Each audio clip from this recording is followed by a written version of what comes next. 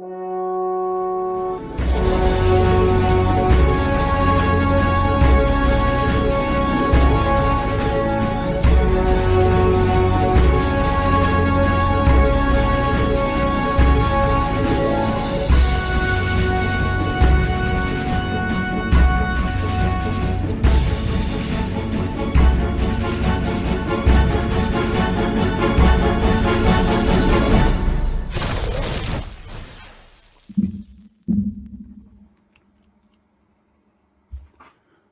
live.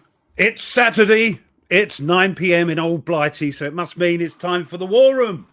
How are you all doing? I hope you're doing lovely and jubbly, as we say over here. I'm joined, of course, by those two, as per normal, ID Jester and Nate. And for those that don't know, I'm your host, Rough Swordsman. Hope that's doing well. Your name. I didn't know that was your name. I know, but some people don't know. Yeah, they can't read. You know, I barely can read. How you doing, guys? Better than I deserve. Too bad, as we like to say over here. Not too bad. I'm just going to get the comments up in a moment because we've got lots of comments. Also, got a little comment about when we flick through them, the comments. Sometimes, you know, I'm not sure who it is, which both of us, we go a bit fast and they can't read them. So we're going to keep it slow with the comments so everybody can enjoy them. We'll say hello to everybody in a minute. Just let them get settled in with their favourite drink and snack. But what have you been up to, Jester, this week?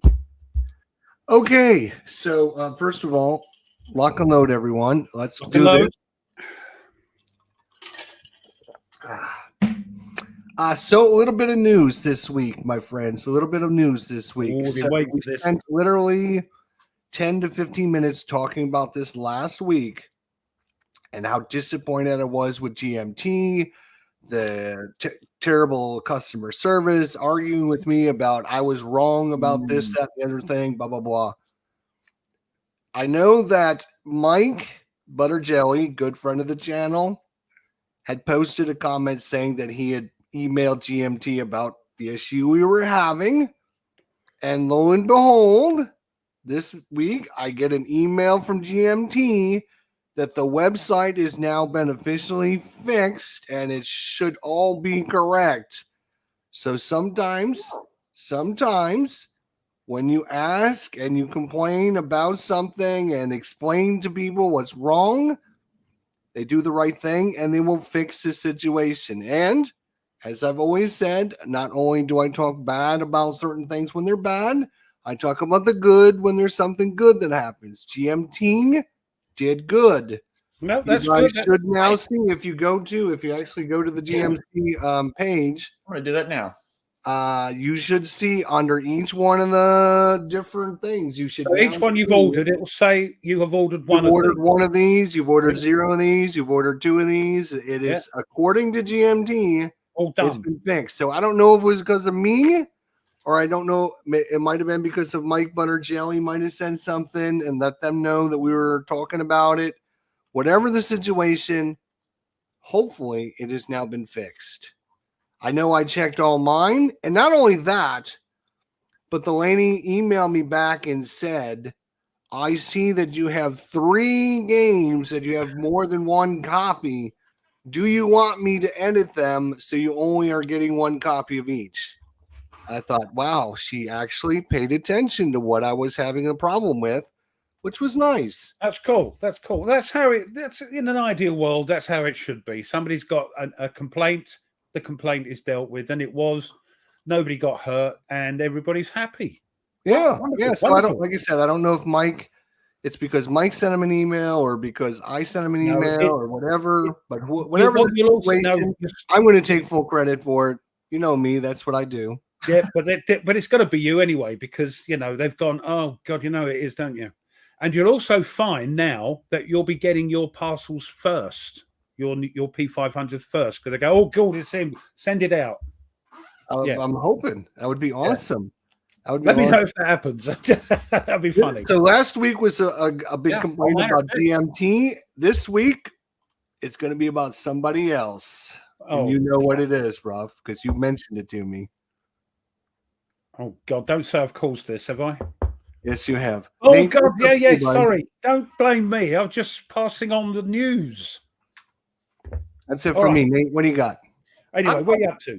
I'm doing well. I got earlier this week. Thank you, Thomas, for sending me Overflight. So I'll be getting to that. That's in the queue. I don't I don't know when I'll get to it, but I will get to it at some point. But He didn't realize you had to print and play it. He didn't realize a bit of arts and crafts.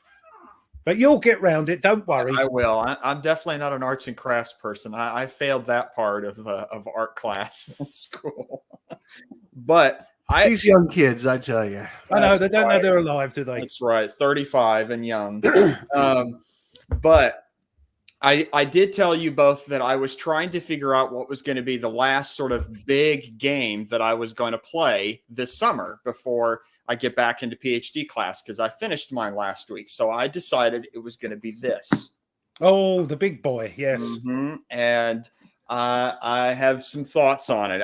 Let's put it this way. I'm in love with it. It is very good. I was hoping for a bit of a rant, but no. Oh, no. Oh. It would be part of how we learn war games. Oh, right. Okay. Which is today's subject. And thank you for your sarcastic comments, peeps, in the chat. Read the rules. Yes, we know that, you donuts.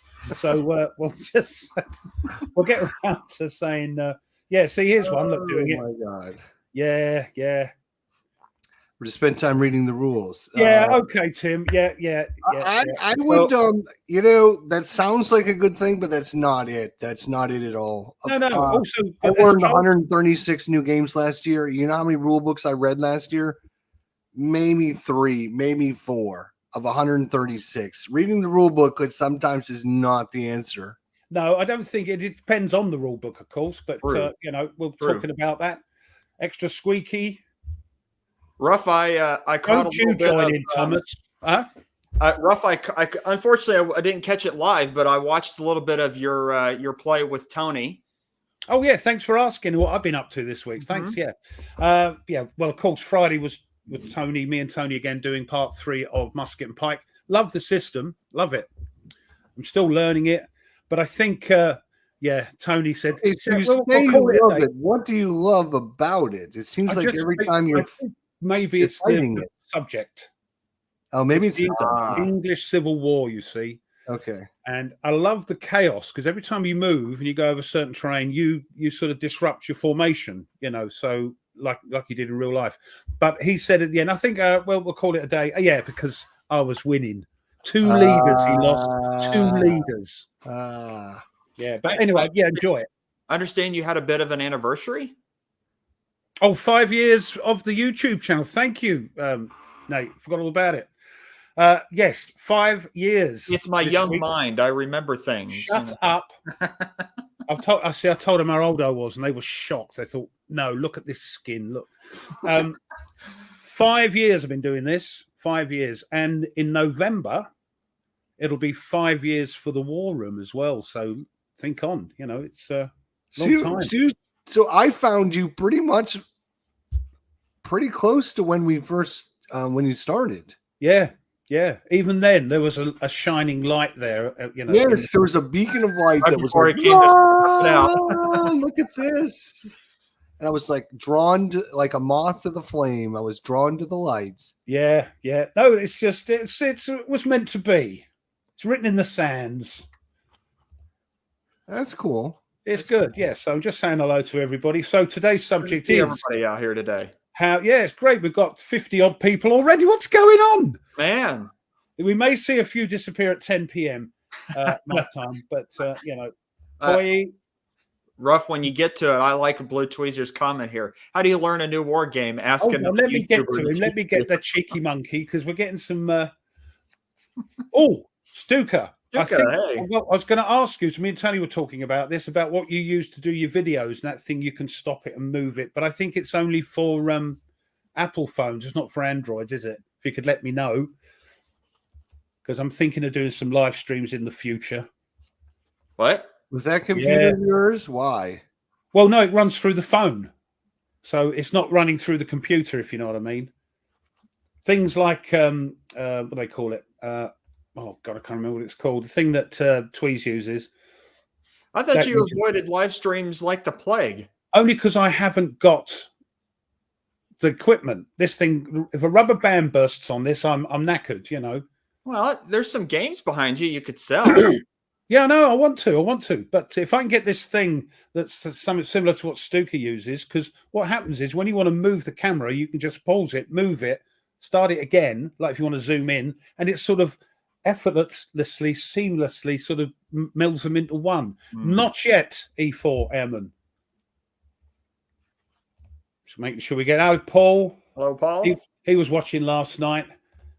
I think Meandering Mike was there as well. And there he is. There's Mr. Mikey. There he is.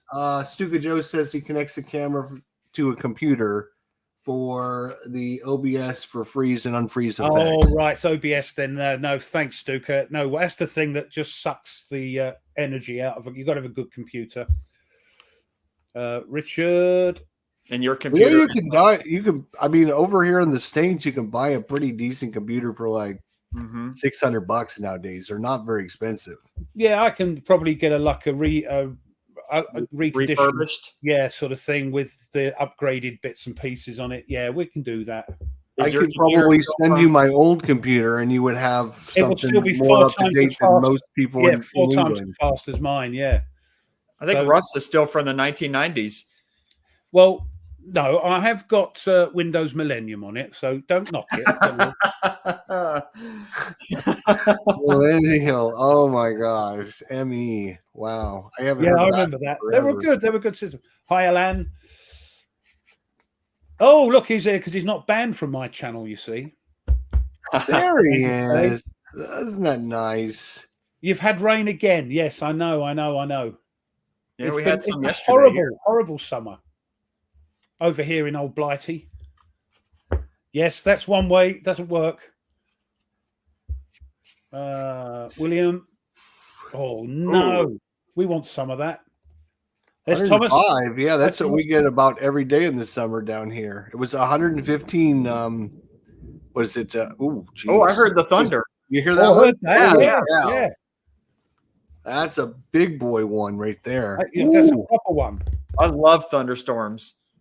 If you love thunderstorms, come to Florida, because when we have them, it's 5,000 lightning strikes a second down here. You do have proper ones. We get lots of sheet lightning. Very rare do we get fault lightning over here.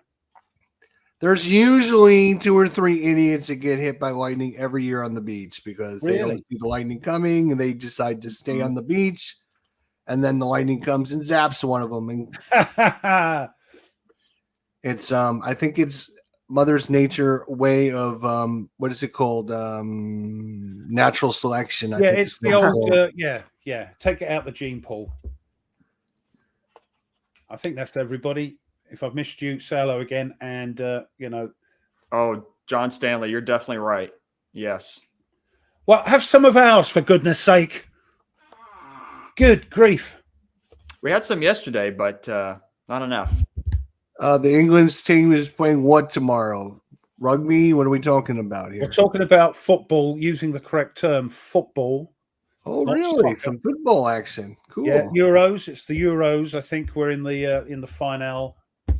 England and we got the big Olympics coming up. Isn't there going to be a soccer or a football tournament in the Olympics this year? Normally do, don't they? I think they normally do. I don't know. Yeah. I didn't know that. I just don't watch the Olympics, so. No, I don't. It tends to bore me. Yeah, it's there. Look, Spain. It was in there. Dave's chat there. Okay, all right. Well, I don't know. They don't talk about it over here. We don't know. All they talk about with England over here is about how the one party got knocked out and all the new people are going in. Yep. That's been the big what's happening over in your part of the world in November. You mean that sort of thing? Yeah. Then there's a new guy coming in. He went to meet with the king, and the king said, "Yes, make a government." Yeah. It's tradition. Hello, we've been doing this for 2,000 years. Yes, we have. Yeah. and we gave it to you. So ever since Simon de Montfort. we gave it to you. Yes, but at least with football, when things like the Euros, it's European. Even though they still think of us as European, we're not anymore. But they still think of us. And when we have a World Cup, it is the world. When you have your world thing in the baseballs, they're all American teams. How's that work? Because there's no other country that has a baseball team that's worthy of. Yeah, no good ones. Well, that's not true. Japan's really good. Korea's really good. Yeah. That is true. I take that back. But and again, same with football. Really, that's why USA come in and then they're gone. They're briefly there in the World Cup, and which is if you think about it, and I know this is not a subject for wargaming, but like the United States is normally in the top 5 countries in the world of every sport ever except for football. For some reason, we can't get our football to do anything. So I don't know what it is. I think Scotland feel the same for you as well. They're in the. I'm joking. So I mean, if you look at the Olympics, the USA is always getting top 5 in medals and this, that, and the other thing. But I don't know. We can do good in tennis. We can do good in good at darts.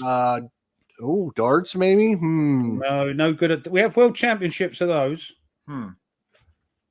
I bet you the US is probably pretty good in darts and snookers. I bet you. You want me to look it up? I'll look it up. I mean, Willie Mosconi. Have you ever heard of him? No, didn't he invent that cheese? No, he was a pool. Oh no, that's mascarpone. Sorry, that was his cousin. Sorry.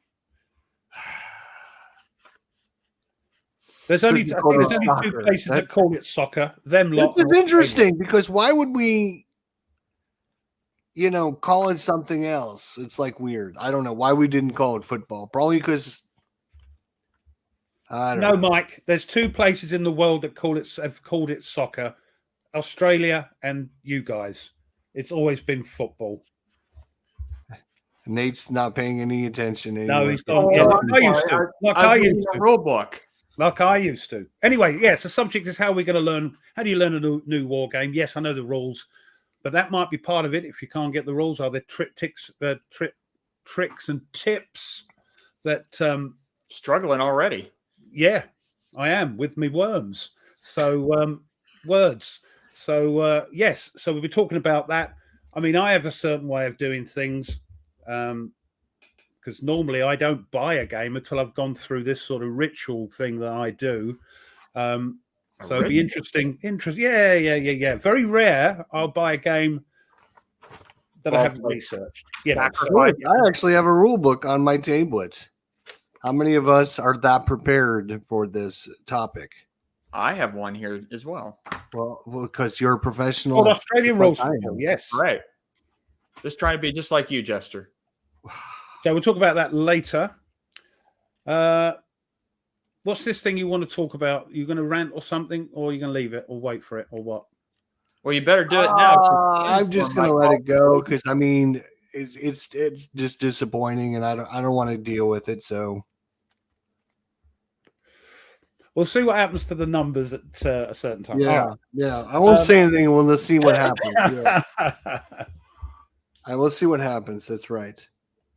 It's disappointing because I thought we were a team, but it's not a team. It's just not a team.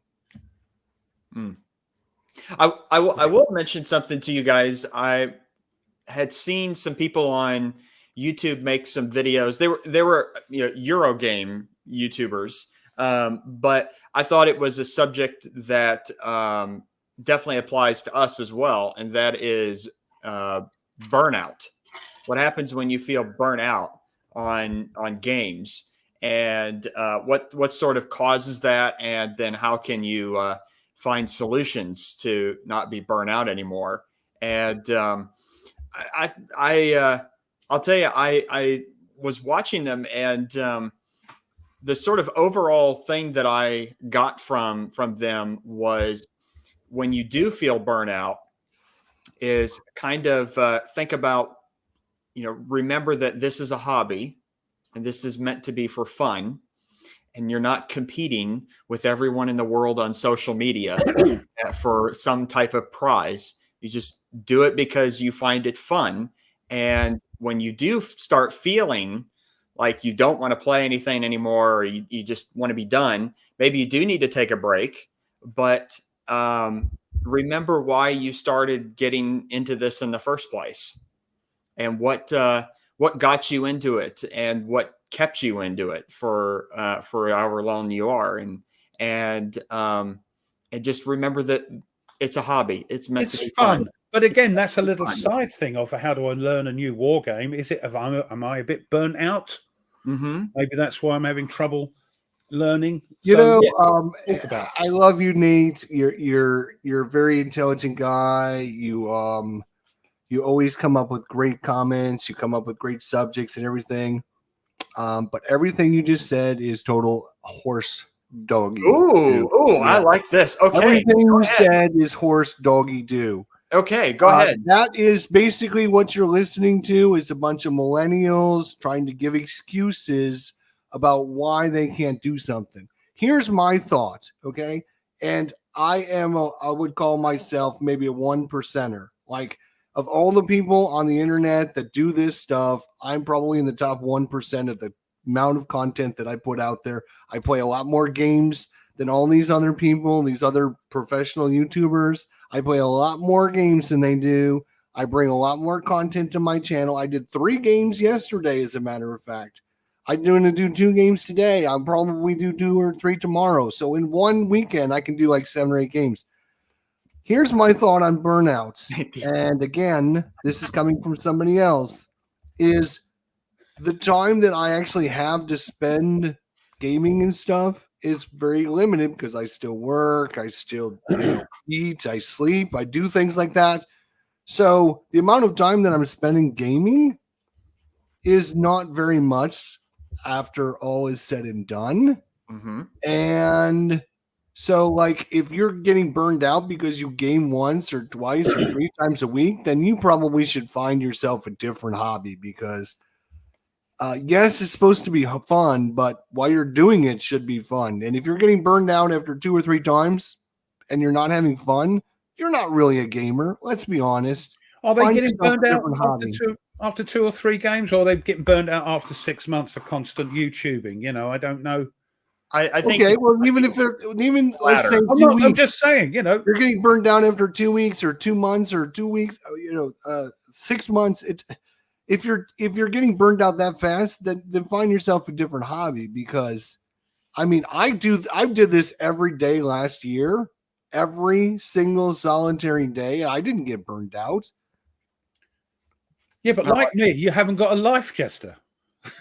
Well, that's true. This is what I do. This is the one thing that Nate said that's really is people. You should do this for fun, and you don't do this as a competition. Well, if you're not forcing yourself to do it, and you're not going to be continually doing it. If you're going to be taking breaks and you're getting burned out and blah blah blah. No, you got to force yourself to do this. You got to. It's not fun, is it? You got to go and say to yourself, I've got to live stream something. I've got to find time to do it. One person's constantly playing games, regardless if they video them or just play them, is that person. Another person takes it a bit easier. I mean, Nordic, playing a monster game. I mean, it's happened to me. I had to take a couple of weeks off just because I thought, I can't face videoing again for a little while. It just happens. Everybody's different. And it doesn't happen to you, Jester, because you just live, eat, and breathe it, and that's wonderful. But there's a spectrum, isn't there? That's what I said. I'm a 1%er. There's people that are not 1%ers. There's people that are what I would consider part-timers. People that play games every once in a while or whatever. You can say things like that, Dave, because I won't ban you. It's fine. I do play war games. I play 20% of the games I play are war games. So, I mean, I think Patrick from Patrick's tactics and tutorials is correct. Pacing Oh, yourself. Patrick, one of my all-time faves right there, Patrick. The man that holds the world record for guessing your stupid Jeopardy game. You don't need. Yes, he is number one. The quickest pick of all time goes to Patrick. 7 guesses, and it should have been a block game because that would have been so much funnier. Nordic, yes. To answer your question, I did see it. Yeah, I just didn't get a comment on it yet. Yeah, still haven't bought any, but who knows? Maybe one day. But no. So going back, I was thinking through of that. One of the reasons that I think that some people do get burnout is, like I mentioned earlier, is trying to keep up with everyone else. They're seeing YouTube videos, they're seeing social media posts, and people are posting, what game they're playing next, and this game, and this game, and this game, and they're seeing YouTubers, live streams and everything, and those are all great things. But some people can get burnt out in that they feel they're behind everyone else, and so I have to catch up. And eventually they sort of spin their wheels so hard that the tires come off. And here's the thing. Again, I don't want to argue with you because everyone, as Rob said, everyone has their own opinion. But here's the thing. What is the reason for burnout? The reason I think people get technically burnout is their expectations and their reality don't line up. And that's where you get burnout from. Like if you expect to be doing 20 games a month and 50 hours, but you're only gaming maybe 5 hours and 3 games a month, your expectations don't match up with what you're thinking you should be able to do, and so you get burned out. Well, that's my thought. And I think also you are, for want of a better term, a professional gamer. This is what you do, and that's great. And I'd love to. Maybe when I retire, I can spend more time. But time things happen and all that sort of thing. But here's the thing: I'm not a professional gamer. No, I mean, you're not getting paid or anything, but you do it. That's your raison d'etre. That's what you do. It is this is where my goal is here, and my desire is forced to be up with my goal. I don't let my desire drip down, and so I don't feel like doing it today. I'll just do it tomorrow. That's where people get, I'm burned. I must be feeling burned out because I'm just gonna. No, it's not because you're burned out. Or you take on the Jamaican point of view where tomorrow's another. It's always tomorrow. I quite like that sometimes. But Jester, I do think you do make an important point that sometimes our emotions deceive us. And that people, we think we're burnout. And one of the ways to sort of punch through that is to force yourself to play a game. I mean, there's been many times in not just gaming, but in every area of life where I've been forced to either go somewhere or do something that I don't want to do. But then when I'm there or when I'm doing the thing, all of a sudden I realize I'm glad that I'm here. I'm glad that I'm doing this. And my emotions were deceiving me into thinking I didn't want it when I actually did. And so I do think you make an important point, though. Yeah. It's just my thing is everybody's different, and yes, sure. And there's no shame. I mean, you can play one game a year, but if that's your expectations and you meet your expectations, you're happy, and that's fine. And I'm not saying there's anything wrong with that. I'm just saying people that get burned out say, I'm going to play 30 games a month for this year, and they don't meet that. And so they decide, I'm not going to do it. They're going to put, whatever the reason behind it. And so then they don't reach their goals. And if you don't reach your goals, then you just consider yourself burning out. It's not burning out. It's just your priority isn't what you made it. You need to lower your expectation down to what you think you can do. Sure. But then I don't have any. See, I love what I do. I love playing the games. I love YouTubing when I can do it. I must get 10 videos out this month. Right. I'm not that because I can't physically. So what you do is you say, I do what I can, Yeah. And I'm happy with that. So Yep. your levels are equal. Yeah. Yep. Yeah. That's the same thing And if circumstances change and I think, you know what, I'm going to do an extra, I'm feeling up for it, I'm going to do an extra video or play an extra game, then yes, that will do that, won't it? Yep. But then it might go back down again, and I'm happy. Right. Yep. As long as your level and your expectations match, then I don't think you're burned out. I think you're just fine. Yeah, I think a lot of see a lot of YouTubers you're talking about, Nate, I would think they're doing it for a living. Are doing it for a living, Mm-hmm. and they've got tens of thousands of subscribers, and they're making a living out of it. And good luck to them, right? And I still do more content than they do, of course, but they've geared their way into getting lots of views, lots of money, lots of ad revenue, and it becomes a job. And when something becomes a job, then you don't enjoy it as much. I wouldn't have thought. I'd like to find out for myself, but doing war games, I don't think it's going to ever happen. I enjoy what I do. I love my I'm so gobsmacked that I've got, so many. I'm really chuffed. And what also freaks me out is you've got X amount of subscribers. You've got another nearly 50% of those that are watching you but don't subscribe. So you look at what you are and you think, oh, nearly double. But they do it for a living, so they get burnt out because it's a constant, I've got to get a video out. I've got to get a video. I've got to live stream 4 times a week. I've got to do this. I watched one of them, and they gave, it was like an hour-long talk about their channel and their life and everything. And one of them actually mentioned they feel the intense pressure of having to put out videos constantly, or else their channel might die. And that certainly,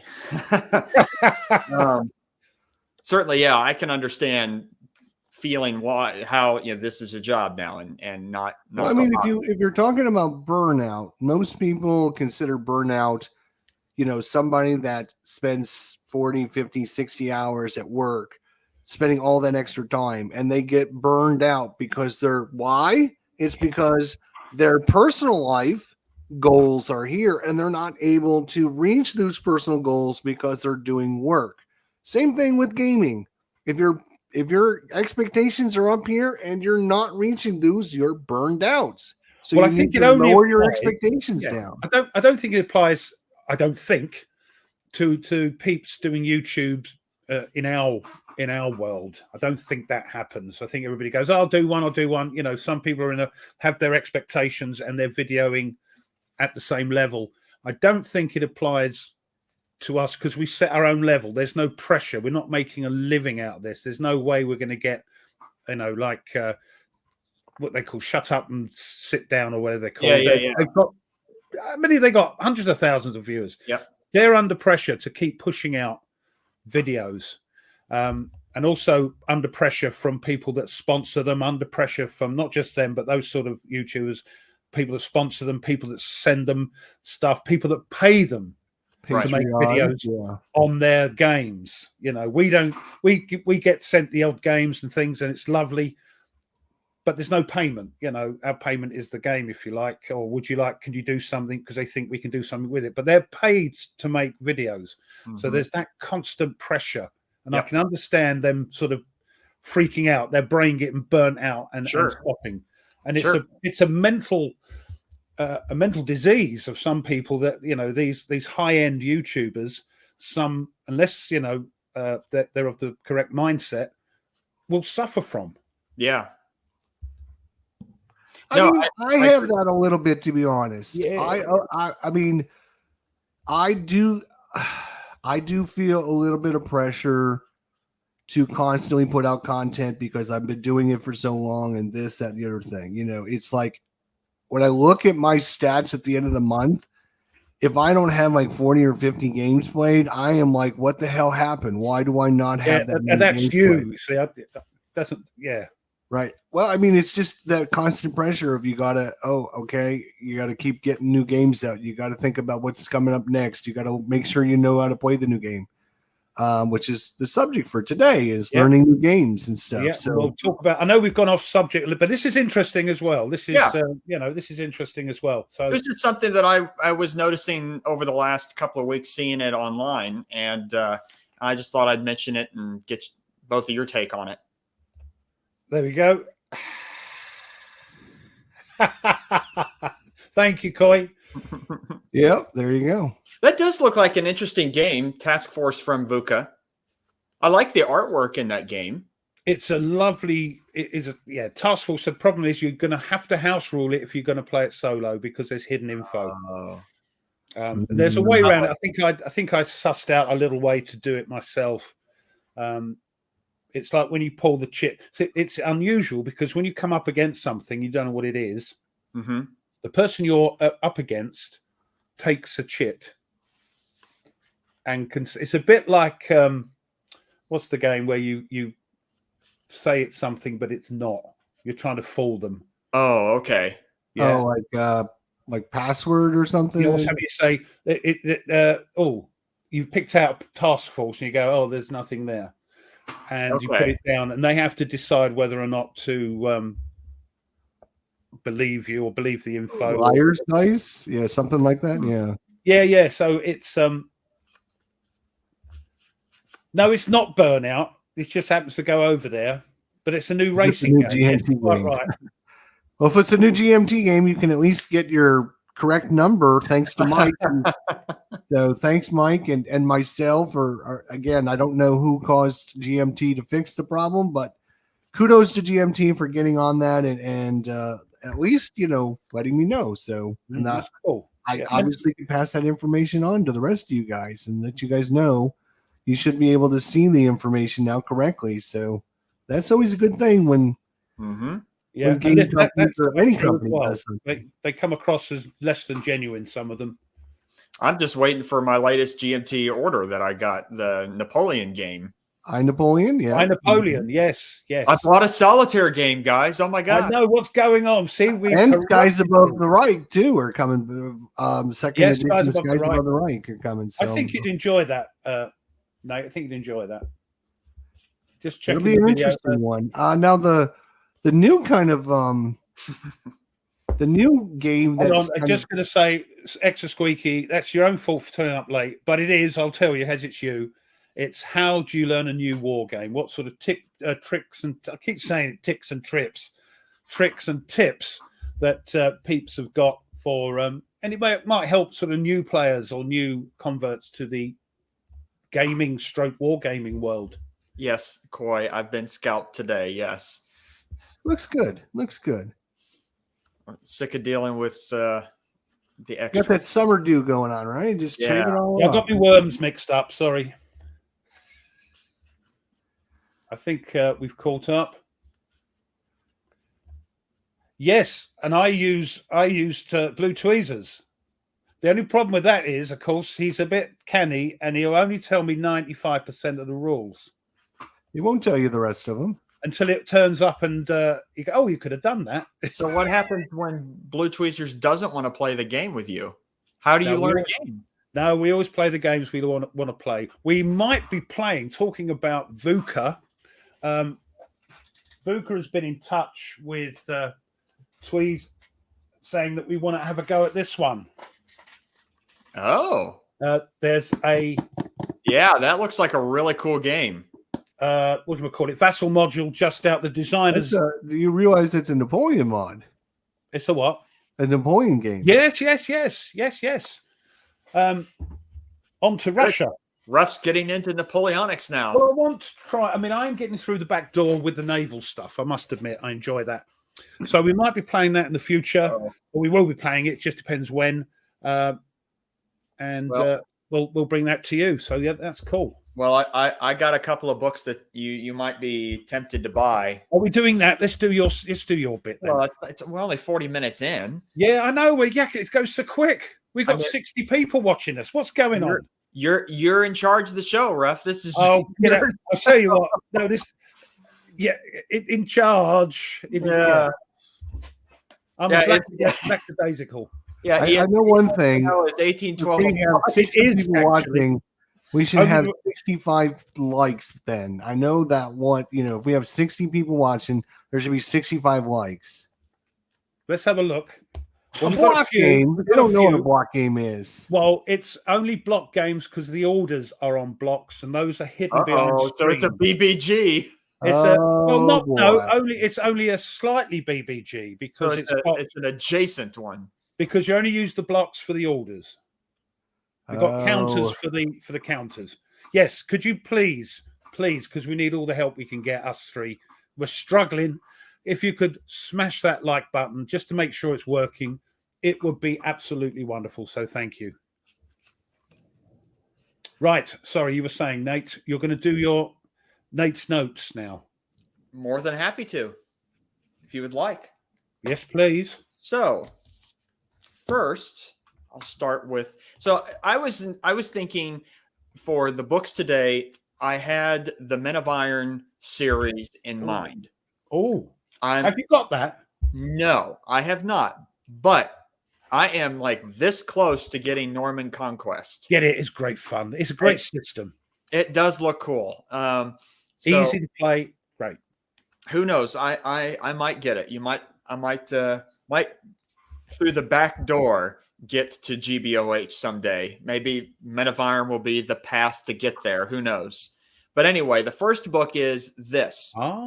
Battles of the Medieval World. And one of the things that I really like about this is the maps of the different battles. And it shows you what happened. That's always cool when they do that. Or like, for instance, if you do play the Men of Iron, this is the Battle of Cressy here. Nice. And it gives you a breakdown of like the forces involved. Forces involved in like the lone bowman there and how many men were in the battle and everything and how the battle went. So this is a great book if anyone is interested in getting that. But then when you are playing Men of Iron, just like when I recommended the naval book that gave tactics involved in the book, there's this fighting techniques of the medieval world. Nice. Great minds. Great minds. And so like something in here, like let's see if I can find it. Here we go. So it has, again, great maps to show different battles, but then there's also, let me find it real quick here. Like, more maps, but it does give you some really interesting techniques for like how French knights were used on a battlefield or how English lone bowmen were used, and something that you can then translate. They're overpowered in the game, but they were the best in the world. They're right. Great. But the neat thing is that you can take some of this information, like even how like a formation is put together, and you could translate it then into Men of Iron. Yeah, that's so true. We love maps. Oh yes, I have maps all over my office. In fact, I have a map of Napoleon's empire right behind me. Ooh, there it is. Yeah, don't make me feel seasick. Oh, that's cool. That's cool. Yes, that's nice. Yeah. But yeah, these two books are really good. So if anyone's interested in them, I think they're available on Amazon. So for Men of Iron and the what do you call it? Are you at your computer, Nate? Yeah. Okay. Men of Iron and Norman Conquests. Those would be great books. As actually this week I got an advertisement from a new place. What's it called? They do like $10 or less books. It's called what was the name of it? Half Price Books? No. It's like a one-word name. Maybe somebody else would also remember this. It's like first time I ever heard of it. And they're like, all books are like $10 or less. I'm like, oh wow, that sounds really good. If I had any room whatsoever. Yeah, same here. Stop suggesting them, peeps. And I know, like, why would you tell me to go? what was the name of that store?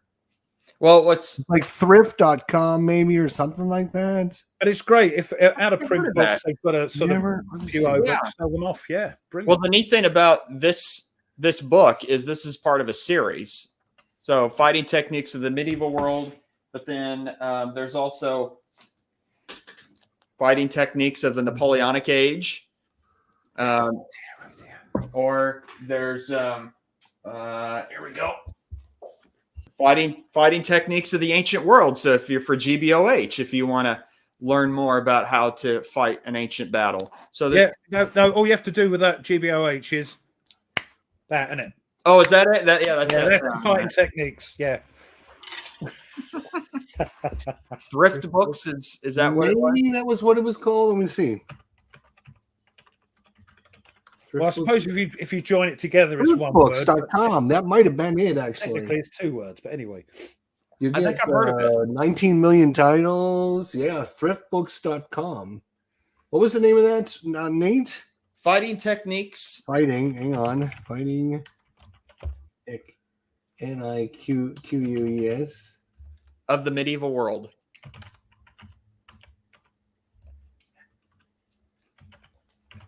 Yeah, I think you've got to convert there. Look, that's for GBOH. He likes a bit of GBOH, does Nordic.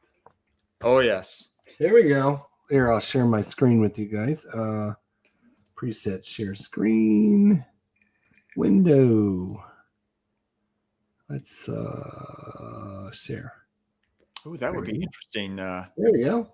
Thrift books. It's 1409 for fighting techniques of the medieval world. Equipment, combat skills, and techniques. That's not bad. That's only about a £5 over here with the exchange rate. You're not doing too good. And there's the other one, fighting techniques of the ancient world. Mm-hmm. It's 1149. There you go, Nordic. Yeah. $11.50. Yeah, that's yeah. I've always thought if I knew, I would like to know more about the ancient world and difference, because like all those civilizations, like if you go and play what's the computer game called Total War? If you play Total War, I love it. Oh man, there are so many like factions and stuff that you start with, but then they just start getting swallowed up by all the bigger fish in the pond. You know, it's like some of these guys I've never even heard of before. Oh yeah, it's amazing. It is a completely different world. It's like stepping into an alien world when you go look at the ancient world. Yeah, like Brandenburg. We mentioned it last week because it was on one of the games that we were talking about, and I was thinking, Brandenburg, that's not even a country anymore. Like half of these things, like the Ottoman Empire, aren't a country anymore. Yeah, like, whatever happened to all these places? I would love to know, like, what happened to them. Well, Brandenburg turned into Prussia and then turned into Germany. Yeah, my favorite series of games, Mike. I love it. I love Age of Empires. Oh, I didn't know that. Yeah, I've got them on Steam, and I play the old one when Your computer can actually handle that? It can handle that one. It can't handle the second one very well. It's 2D sprites in it, all that sort of thing. But yeah, it's 2D sprites. I hope you're doing well, Demi. Oh, Demi. Yeah. Oh man, feel sorry for you, buddy. Just hop over here. No, rest it. Keep your foot up. Well, I was just he mentioned that the wife was supposed to have knee surgery in a couple weeks. I was going to probably not make a show, but it's been canceled because their doctor said it's too high risk of surgery and he's not willing to take that risk. So we're not going to be doing it. So it's one of those surgeries like your meniscus can tear like one way or it can tear a different way. And so it could end up being much worse than she is. It could be. It's a lot of pain and suffering, and you know, and it might not even fix the problem. So yeah, bike accident. Sorry, buddy. Yeah, get well soon, matey. Get well soon. Yeah. Good on you for getting it done, and hopefully the best to you, my friends. All right, gentlemen. Well, I did my segment. So who's next? What do you think about that? Byzantine famously sunk in the sea. Turkey doesn't really exist. It's all fake news. It's like the song. It's not. I find it very interesting. All these little places that were in existence at one point, and the only way I know about them is through these computer games. Part of England was on the border of France, like on the coast. Mm-hmm. They claimed that territory. Oh yes, we owned quite a bit of France. Yeah, coastal France. Yeah. The time of Henry II, the Angevin Empire, the English Empire, was the largest state in Western Europe. Yeah, look at it now. From the Scottish Highlands to the Pyrenees. Yeah. Thrift books. Whoever mentioned that, good on you. John Clark. Thank you, John. I think that was what it was. This is like the first week I got an advertisement for thrift books. It was like an actual commercial. Mm-hmm. Like 20,000 or 20 million different books. Get them for like 90% off. I'm like, oh boy, I'm going to have to remember this for Nate's segment. Thank goodness there isn't one over here. That's all. Oh, I'm sure there's got to be a shop over there somewhere. Yeah, no, I mean I can't put that, as you know, I've packed all my books away, but you can't help yourself sometimes, dribbling one or two in every so often, and yeah. Ooh. Which just goes to show you when you look at these books, and just look at I was just going to mention Thomas making his book, like. The amount of knowledge you need just to create a 100-page book is massive. Yeah. How much you need to know. I mean, we look at these games and we're mentioning Thomas. We look at Thomas's books and you think, yeah, it's a game. But the amount of research and knowledge this guy must have, and just oh my god, because the game rules are only a little bit. The rest of it's all like stuff you need to know, and that's why I love. I'm learning more through war games, I think, than sitting down and reading books. I used to just absorb books and books and books, but because I don't read as much now because of these blooming boxes. But that's where I get my knowledge from. Until Nate goes, oh look, here's one on Napoleon. What do you call it? Nelson's Navy. Yeah, and I'm going, oh, you're very. Yeah, I'm the opposite of you. I start at a book. And then I go find a game on it. And it gives me sort of the visual of what I'm reading in that book. I tend to be the other way around, especially if they've got good designer notes or historical notes or whatever in the game. And, that's really good. Anyway, look, crikey, we need to be going an hour. Yeah, make sure you hit that like button if you just joined us because, we need it. So I'll do my history, get out of the way. Not a tremendous amount, but I've got into a little bit of detail on a couple of things. Didn't find much going on. Are they all airplanes today? No, there's no airplanes either. British history time. Here we go. Yeah, so here we go. Here we're history. 1643, going way back to the English Civil War, which is weird. Got it right there. Huh? Jester predicted it would all be English history today. No, it's not. It's just we got more of it over this part of the world, haven't we? So it's the English Civil War, 1643. It's the Battle of Roundway Down, which isn't in any of the box games because I think even though it's quite important, of course, in England. Henry Wilmot, the first Earl of Rochester, commanding the Royalist forces, heavily defeats the Parliamentarian forces led by Sir William Waller. Rochester is in Kent. The Battle of Roundway Down was fought today, but it's Devizes down in Wiltshire during the First English Civil War. Despite being outnumbered and exhausted after riding overnight from Oxford, a Royalist cavalry force under Lord Wilmot won a crushing victory over the Parliamentarian army of the West under Sir William Waller. Viewed as their most decisive victory of the war, the Royalists secured control of southwest England, which they held until late 1645. 2 weeks later, they captured the port of Bristol, allowing them to establish links with supporters in Ireland. But it didn't end up quite that way in the years that followed. Then we move forward to 1683, American Civil War. The American Plantagen, would it, Rob? Huh? Would that be in the Plantagens game? No, it's after. It's after Plantagenet's before. Mm-hmm. Okay. That's like the War of the Roses and before, that sort of thing. You're talking about eventually the Battle of the Boyne, aren't you? Yeah. 1690. Yes. We got so many, we get confused. We can't remember when they happened. It's just a constant war thing in How that. is it that an American knows more about your history than you? No, I do know quite a bit, but I'm saying it's such a war-torn thing from the sort of 15th, 14th century right through to the 19th century. Right. You know, it's just constant wars. 1863, but your one, American Civil War. The New York City draft riots begin 3 days of rioting, which will later be regarded as the worst in United States history. So we know all about that. Even I know about that one.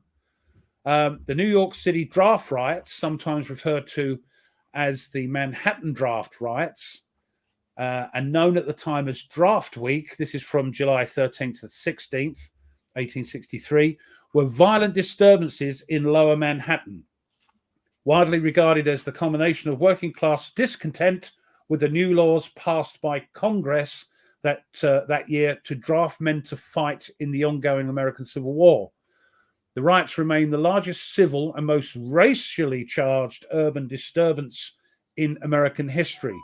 According to Toby Joyce, the riots represented a civil war within the city's Irish community, in that mostly Irish American rioters confronted police, while soldiers and pro-war politicians were also from a considerable extent from the local Irish immigrant community. So it was basically the Irish having a moan about having to be drafted into a war they didn't want to do. President Abraham Lincoln diverted several regiments of militia and volunteer troops after the Battle of Gettysburg to control the city. The rioters were overwhelmingly Irish working class men who did not want to fight in the Civil War and resented that wealthier men who could afford to pay a $300 commutation fee to hire a substitute was spared from the draft. At the time, a typical laborer's wage was between $1 and $2 a day. And this $300 fee, which the wealthy could pay, was equivalent to about getting on for $8,000 in today's money. So you can see why they had the ump. It actually turned into a racial thing afterwards, I understand, against the blacks. So, yeah, not a nice time. Not a nice time. But you can understand why, you know, we're going to draft you into this war. I don't want to do this war. Yes, sorry. But there we go. There are some of your stuff. And 1943, the Japanese are intercepted from landing reinforcements in the Solomon Islands, resulting in the night battle of Kolombangara. During the battle, the US Navy loses the USS Gwin, a destroyer. I think the Japanese still landed about 1,200 troops after it all happened, so it wasn't a complete success. Now we're back, actually, 1943 and World War II. Operation, this is the last thing. I'm afraid it does concern us. Operation Fustian, an Allied operation to capture the Primosoli Bridge in Sicily, was launched. This operation was an airborne force operation undertaken during the Allied invasion of Sicily in July 1943. The operation was carried out by Brigadier Gerald Lathbury's 1st Parachute Regiment. That's the red beret things, chaps. Part of the British 1st Airborne Division. Their objective was the Primosoli Bridge across the Someto River. The intention was for the brigade, with glider-borne forces in support, to land on both sides of the river. They would then capture the bridge and secure the surrounding area until relieved by the advance of the British 13th Corps, which had landed on the southeastern coast 3 days previously. Because this was an important bridge, because it was the only crossing on the river and would give the British 8th Army access to the Catania Plain. Its capture was expected to speed the advance and lead to the defeat of the Axis forces in Sicily. But, as you know, it didn't go quite as planned. Many of the aircraft carrying the paratroopers from North Africa were shot down or were damaged and turned back by friendly fire. They were flying so low that these friendly fire chaps were thinking, "What the heck's going on?" So they thought they were the enemy and shot a lot of them down. Had to fly low because they were parachuting in. Evasive action taken by the pilots scattered the brigade over a large area, and only the equivalent of 2 companies of troops were landed in the correct location. Despite this, and the defense by German and Italian forces, the British paratroops captured the bridge, repulsed attacks, and held out against increasing odds until nightfall. The relief force, led by the 50th Northumbrian Infantry Division under Major General Sidney C. Kirkman, which was short of transport, was still a mile away when they halted for the night.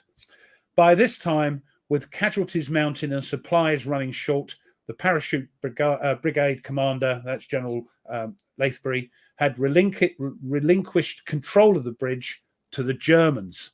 The following day, though, British units joined forces, and the 9th Battalion Durham Light Infantry with tank support attempted to recapture the bridge. The bridge was not fully secured until 3 days after the start of the operation, when another battalion of the Durham Light Infantry, led by the paratroopers, established a bridgehead on the north bank of the river. This capture of Primosoli Bridge did not lead to the expected rapid advance, as by this time the Germans have gathered their forces and established a defensive line. It was not until early the following month that the 8th Army captured Catania. By this time, the 1st Parachute Brigade had withdrawn to Malta and took no further part in the conquest of Sicily. Lessons were learned from the operation and were later to be put into practice in future Allied airborne operations, like don't fly too low over your own guns, maybe. But there we are. That's today, 13th of July. Wow. Nice. And there's a good OCS Sicily scenario. Yeah. There's also a GMT. Hey, Herman Whitman's here. Oh, Herman. Oh, no, sorry, that's too long. No, I don't believe it. We haven't seen him. God, stop putting the comments a minute. Hold on a second. Right, there we go. Herman. Hey, Herman. What's going on, buddy? I do like Forlorn's comment, though. It is intentional, by the way. All right. What about my light? Yeah, all right. Yes, all right. Yeah. All right. All right, so shall I share my screen with you guys here so you guys can see the? Oh, that's not what I wanted. I'm just going to put if this is a you're genuinely interested, animatronic, it is a war game chat thing which you're welcome to join if that's for you. All right, we're going to be numbered 400 down to 391. This looks like a really cool game here. Yeah, there's a new second edition out. What's that? There's a new second edition of this out that I've been tempted to get. Looks pretty good. You know, Hexasim, they always go put out good stuff. They make good stuff, Hexasim, yeah. Mm-hmm. So this is number 400. Best war game of all time. Can you believe that? We got quite a few surprises on the list today of the 10 games we're going to go through. In fact, one of Ruff's all-time favorite games and one of Ruff's all-time worst favorite games are on the list today. Have I got any? Oh, that'd be interesting. Number 399, Caesar at the Battle of heard of this? Alesia? How do you say that? Alesia. Yeah. Alesia. It's Avalon Hills. That's an oldie one. 76. Blimey. 1976. Yeah, it's an old one. You can tell by the look at it's a red-green counter mix. Yeah. One team's red, the other team's green. Yeah, red and black. My favorite combination. Yeah, black text on a red background. And we talked about, wargaming and how could any of us getting into this hobby back in the 70s and 80s? Oh my God. We put up with a lot, didn't we? All right, Ruff, your worst favorite game of all time is next at 398. Field Commander Ramos. Well, you say that. It was my worst defeat. It wasn't my. It's not that I hate the game. It was my couldn't even get out of France, could you? I couldn't. No, I got into Belgium, I think, but I couldn't get into France. Oh my goodness! DVG strikes again. Look at that. I think we actually have a picture of Ruff's Oh no, wait. Yeah. No, there's some units that are not in France there. No. Well, you can check it out. I think Tony had the same trouble as well. This is a very hard scenario. It's the first scenario in the box. I got 3, I think, if I remember rightly. And that is the hardest one. Everybody moans about it. And if you look at my it's broken on purpose. Well, is it or is it just? I don't know. I've never played it. Is it? Do you think it's broken? I just think it's hard. I just think you've got to be lucky. Hard. Okay. Yeah. The other 2 are a little bit easier, but still a bit hard. Me and Tony had the same trouble, and I think a few people have played it have gone, this is hard. So you can check out my channel and Tony's channel to see how bad we did. It was very interesting that you both had the same issue. They are even a top designer. Yep. I feel much better now. I played Field Commander Napoleon in the first scenario for that one and found it extremely, extremely hard. It's like I can imagine the new Robert E. Lee one is going to be very hard then. Another big surprise coming up at number 397. Another big, really good game. Old School Tactical West Front this time. Last week it was Old School Tactical Volume 1. This is Volume 2, the West Front. Awesome. Well, if you stick around animatronics, we do play other games. We do play, but this is a war game sort of historical war. Yeah, historical war game. Nothing wrong with Warhammer though. Nothing wrong with Warhammer. No, nothing. In fact, we might even see a Warhammer here in a minute. Right. But yeah, Old School Tactical. I talked about this last week. Great game, great someday. I'm very surprised it's number 397. To be honest, I thought it'd be a lot higher than that, but oh well. I guess it's just. I mean, we're coming up on the 4th game in the series, so I mean, it's pretty popular. Well, Tony unboxed it last night. Quickly, went, look what I've got. I mean, you rotter. Oh, did he? I didn't see that. Oh, yeah. Well, right at the beginning, it was just like, oh, look, I've got the new one out.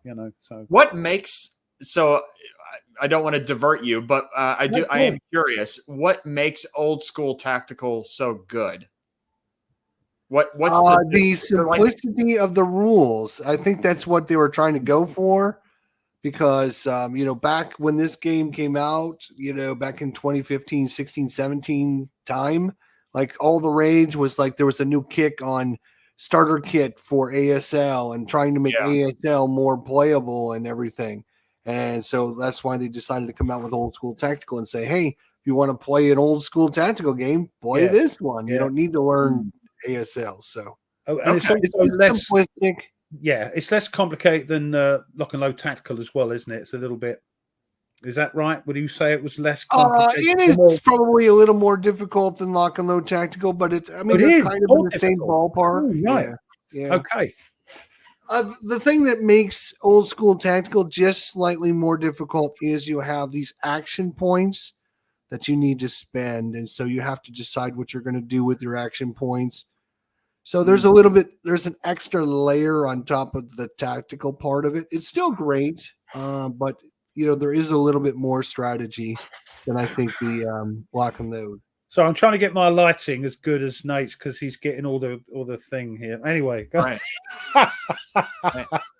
396 is Stonewall's last battle of Chancellorsville. Another Avalon Hill game from.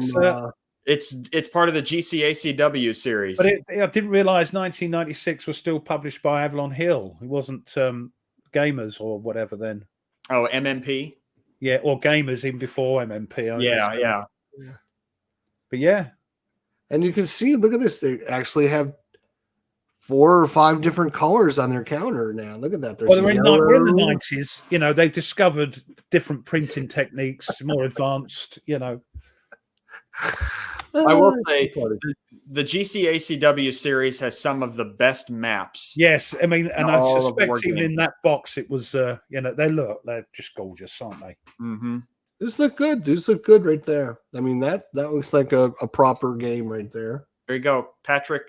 Up until 98. Yeah. See, I love the chat. There's everybody, apart from Jester, Nate, and the chat. It's And I include myself in that. I'm not part of that. They're a fantastic boon of knowledge. I'm joking, Jester. All right. So here's one of your all-time favorites coming up. MBT, Ooh. second edition. Never Talk about played this. it. What? I've still got to play this in anger. I've had a fiddle around with it, but I've still got to play it in anger. I've got so much Panzer to do. It's basically Panzer with more weapons. It's by the same guy, isn't it? Yeah. It's Panzer with lots more technical stuff. Yeah. Weapons. Yeah. It's kind of an modern day Panzer, right? Yeah. I love the system. Love it. Yeah, it does have that Panzer look, doesn't it? It's exactly the same. Yeah, it looks exactly the same. So I assume then you could play NBT while listening to some 80s music. Then that would get you in the mood. Yeah. That thing. $3.94 is Song of Blades and Heroes revised I've heard of edition. this. I've never heard of it, but Yeah, Wargames. I've heard of the it's like a miniatures type game with Sandy. Look at that. Right. Got nothing against them. It's just having the Interesting room. Yeah. I mean, if you like the miniatures game, that looks fantasy interesting. game. Yeah. Fantasy war game. Yeah. Yeah. Looks like it. Here we go. Red Alert. Number 393. Colors series. Look at these ships, Ruff. Look at that. It looks great, but it's a 2-player game. I mean, I could push them around and do that. But it's part of the Commands and Colors series, so you can use I assume the GMT solo system for it. Yeah, I don't think attack. Well, it could do, I suppose, if you use like tack on the right or tack on the left. Look at that! Come on, it looks that good. awesome, I know it looks awesome. It looks awesome. Looks good. Yeah, number 392 is Stalingrad Pocket. The gamers, right? Yeah, gamers. Yep. So what is that? Is that 1996? A lot of 90s games here. Is that SCS or is it? It is. Yeah. Yep.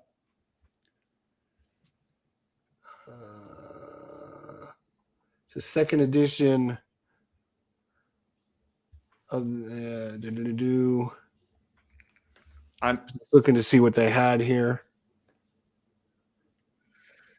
Solitaire playability is high. Yeah, well, yes, SCS is very low complexity. Yeah, it's a nice, easy system to get into if you want to play a hex and counter game and not played one before. Except, I think this one is long out of print. Oh, crikey! You'd have to pick up a second-hand one. The counters haven't changed much in. No, they have not. No, they don't. $45 if you want to get you one. So, I mean, that's pretty reasonable. Let's see. That was $3.92. And the last one this week is going to be Bloodstones. Number 391. This came out last year, 2023. Another fantasy war game. Looks like you're using some kind of a bigger counters to represent like armies and smaller counters to represent other units. Oh, a bit like the double counters we were using on Friday. Look at that. Look at that. Oh, they look like casino chips. I know, right? They look pretty cool. Look at that. Nice. It kind of reminds me of Small World. I was just going to say that. Yeah. Yeah. Oh, I almost brought Bloodstones, says Herman. Look at that. Looks cool. It looks like a Small World variant. Yeah. We got some wags in the chat.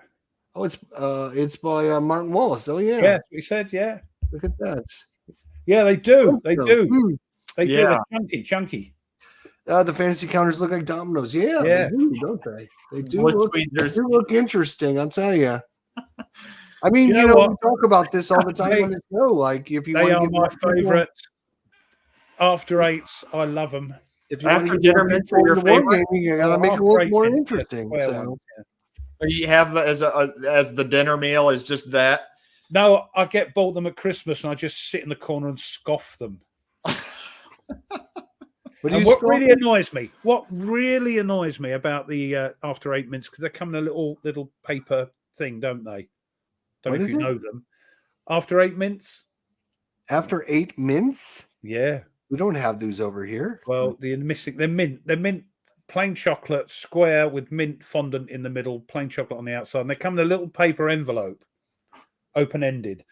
So you take one out of the paper envelope and eat it, and you throw the envelope away, unless you're my family and they put the empty bloody envelopes back in the box. So when you go, oh, I've got a load left, and you pick it, and it's just loads of...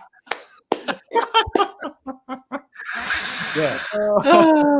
Say no more, Coy. Say no more. Oh, boy. They even have them in France. Look. And you know how they are about their food in France. So to have After 8 Minutes, they must think they're the biz. Never been to France yet. There we go. I share my screen, Rob.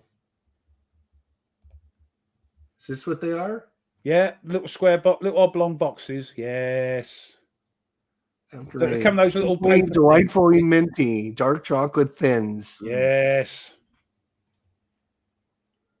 Oh, look at they have like individual little packages. Yeah, I'm saying they're in little paper envelopes, and the family puts them back in the box, and you think you got a box left, and you go, "What's that for?"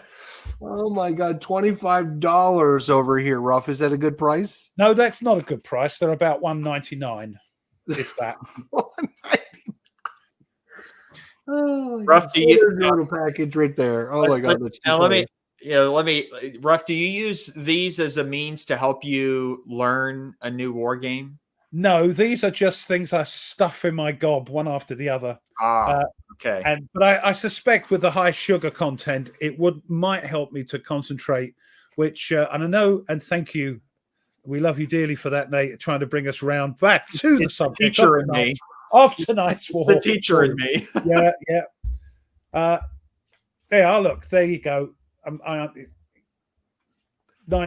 90 cents for a pack. The whole box for 90 cents. Okay. Yeah, they're just chocolate and sugar, minty. Anyway, they're lovely. Enough of that. On to tonight's subject. Yeah, you did. Blue tweezers. What's he saying? He said, I suspect I derailed the subject. Yeah. No, don't worry. It couldn't have been derailed by a nicer thing. One of my favorites. Now, if you just said Quality Street, no. Too many toffees in there. Right. Just buy a packet of Empire biscuits. Don't talk to me about biscuits. Oh, custard creams. No. Oh, yes. Anyway, tonight's subject. How do you go about learning a war game? I mean, I'll start this off if you want. So I don't tend to generally speaking, I don't tend to buy a new game till I've done a lot of research, i.e. look it up, watch a load of videos on the thing, because that will sway me whether or not to get it. And once I've watched these videos, the theory is once I open the box and start to read the rules, then I'm familiar with what's going on because I've been watching it on the YouTube. I don't do it I don't read the rules and then watch the YouTubes. I watch the YouTubes and then read the rules, because that visual thing I can then impart down when I'm reading, because I do find rules a bit of a slog. I mean, I know you laugh. I take them, as you know, I take them to bed. And the reason I take to bed after so I'm reading, like people take a book to bed and read, don't they? It's the same with me with rules. I'll start reading, a couple of pages in, I'm like that, I'm gone. So they're great for. I have trouble. I really must discipline myself to read rules, and I've got to read rules to understand the game. You give one to your wife too to read? No. She doesn't. She's doing that herself. So it's. I have trouble. I have discipline to read rules is difficult for me, but I know I have to read them, which is why I'm playing. Hopefully, start up again. Don't worry, the Skies Above Britain next week. I read the rules and I made myself read them a couple of times to get it in and play it a few times and watch the videos and all that sort of thing.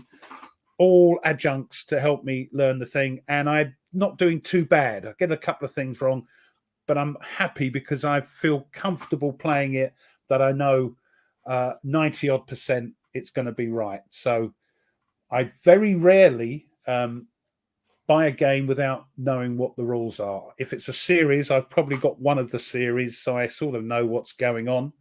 But I use YouTube a lot, and then read the rules. That's the way round I do it. And if I get any problems, then I will ask questions on Facebook. Tend not to go to BGG so much. That's a sort of anyway, yeah. But on Facebook, tend to ask questions on if it's a solitaire game or if it's a specific Facebook page. So yes, I use as many things as I can because the old noodle's getting a bit old now. I'm curious, Ruff. I've been seeing some conversation online about this. Do you think when you are deciding on purchasing a game that the rule book should be online for you to look at first before you buy it? I know people do this. They go onto the living room up there. Huh? Some companies don't put their rule books on. No, they don't. I mean, GMT tend to, and there's a couple of others that do. And people go, "Oh, I've read the rule book. Can't wait for it to turn up." I won't do that because I'll read the rule book and fall asleep at my desk. So I have to wait until, unless it's a game I know I'm going to like, I won't buy it without watching it. If it's a brand new game, things like I Napoleon, I've taken a punt on because it's solo and it looked, it's an RPG type of thing, which I like as well.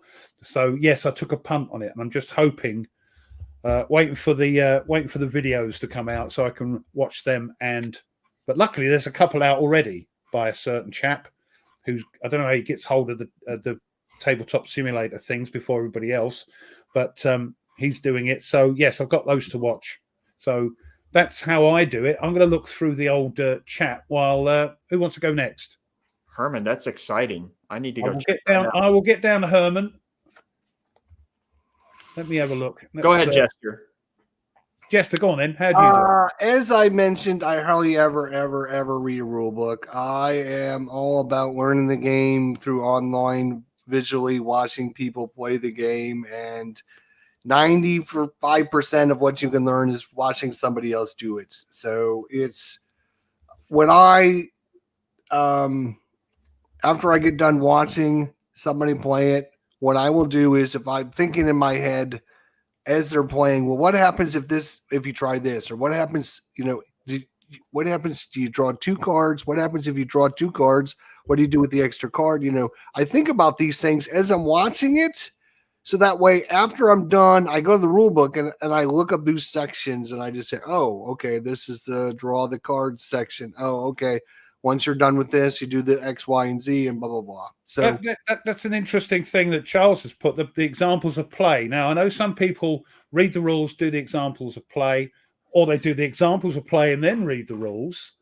I don't tend to use them. I don't know what you guys do with examples of play. Are they useful?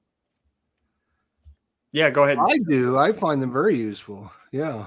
I think they can be great resources as long as they're done correctly, and they're done to show you examples of not, how to play perfectly, but show you how things will happen if you do certain things. And if it's a good rule book and a good designer who's written the rule book, they should know parts of the rules that people might get stuck up upon, might have a problem with. So that example of play, if I was a designer, thinking, they might have a bit of trouble with this little rule here. So in my example of play, I make sure that's included. But not everybody does that.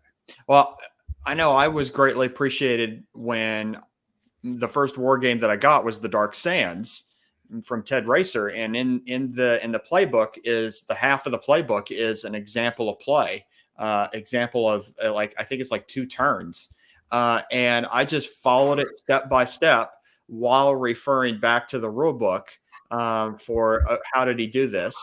And once I was connecting the rule with what was happening, then I didn't need to go look at the rule book a lot anymore because I already knew how to play it.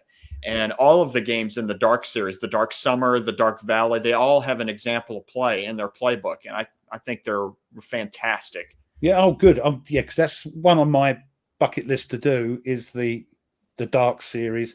Where are we? Spend time with that. Yeah, this again, I don't In fact, this is an example of how I go against that. There's a game that I just got to Just a Robin Hood, which was GMT's release last month. Yeah. Right. And I was like, oh, I'm going to learn how to play this game, not by reading the rule booklet. And I went online and I watched several videos out there, and they're all terrible. So I put the game back in the box and I put it away. I'm like, I'm not learning how to play by watching or by reading a rule booklet. I'm just waiting until somebody makes a decent video. Yeah. I mean, the problem with Koi, that's great, but being a YouTuber, for me, I'm talking about me now. I bet other people have different things. Yeah, I don't. I have to make sure that I got a good understanding of the blooming game before I video it. Otherwise, you make a fool of yourself. You don't do people watching any favors. I tend to just said so. Yeah, I have to really hammer home before I put the game online. I still make mistakes, but you know, I tend to do, and maybe this is another, you know, what was it? Paul mentioned Nate the Apostate as of opinion is I don't actually watch a lot of videos on a game at all when deciding, unless the videos are like sort of, I guess, either made by or endorsed by the designer, because there's always the sneaking suspicion in the back of my head is the person playing that game actually following the rules correctly? And I want the designer at least to be able to say, yes, I made this and this is correct. This is how you play my game. Because I've watched a number of videos of people where, oops, I'm sorry, I meant to do this and meant to do that. But for me, it blocks the flow of trying to learn it, because then I have to stop, go look somewhere else to find what the correct one is, and then try and fit it back into that sequence. And so I tend to just go look at, if the designer has something online for me to look at, then I'll go look at that. Otherwise, I tend to not look anywhere. I think you would think so, wouldn't you? You would think so. But we have views on this, don't we, about designers making videos, Jester? Well, so I'll preempt you by mentioning, so like I've been learning Europa Universalis this week. I have the introductory scenario set up. I'm about halfway through it. I'm enjoying it. This rule book is 46 pages. And so, you know, it's a decent size rule book. Some of the things that I really like about this rule book is numerous examples and even pictures of what the counters look like, or the whatever they call them in here. And tokens, they tend to call them. They in other games, don't they? Tokens, Nate. Come on, buddy. Tiles, tokens, whatever. And even like I actually like this part. I really enjoyed was a step-by-step how to set up the game. Step one, do this. I think that game needs it though, doesn't it? It does. It does. And it works. Now, when you set the whole thing up and you look at like player aid that lists every action that you can take, you're almost overwhelmed. What do I do? What do I do first? And the thing that I like about this rule book is that it lists out, you know, everything that you can do, but then it gives you an idea, a basic idea of, let's see if I can show it, a basic idea of each of the actions that you can take. And it's just a generalized statement of this is what you do if you want to do this action. If you want to know more about that, then later in the rule book, it describes it more in detail. So that way I'm spending less time in the book and more time in the game and strategizing. But I did like, and they did, I thought it was very well done that the designer made a video and posted it of an example walking things through of how to play the game. And I just wanted to see like what kind of strategies they were doing in playing the game. And I thought that was immensely helpful for me to learn the game.